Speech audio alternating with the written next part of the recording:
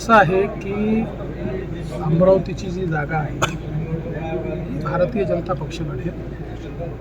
जो उमेदवार असेल तो भारतीय जनता पक्षाच्या चिन्हावर लढेल। नवनीत राणा तिथल्या सिटिंग खासदार आहेत। नवनीत राणा पूर्ण 5 वर्ष भारतीय जनता पक्षासोबत राहिले आहेत। त्यांनी 5ही वर्ष लोकसभेमध्ये अतिशय ताकदीने भाजपची आणि मोदीजींची बाजू मांडलेली आहे। पण शेवटी अंतिम निर्णय आमचं पार्लमेंटरी बोर्ड किंवा आमची इलेक्शन कमिटी ती घेते। त्यामुळे त्याबद्दल यापेक्षा अधिक मी काही सांगू शकतो नाही।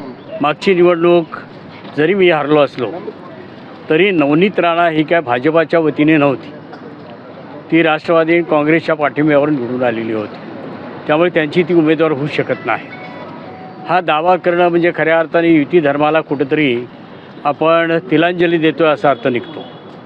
एका बाजूला हायकोर्टामध्ये ती पूर्णपणे जातीच्या दाखल्यावर हारलेली आहे, दुसऱ्या बाजूला ही केस सुप्रीम कोर्टामध्ये सुद्धा आर्ग्युमेंट झालं आहे, फक्त ऑर्डर बाकी आहे। अशा परिस्थितीमध्ये अशा प्रकारचा दावा करणं आणि त्या पलीकडे ज्या अमरावती जिल्ह्यामध्ये मी सातत्याने जात असतो, प्रामुख्याने भारतीय जनता पार्टीचे सगळे पदाधिकारी आणि कार्यकर्ते हे नवनीत राणाच्या आत्तापर्यंतच्या वागण्याच्या विरोधी आहे।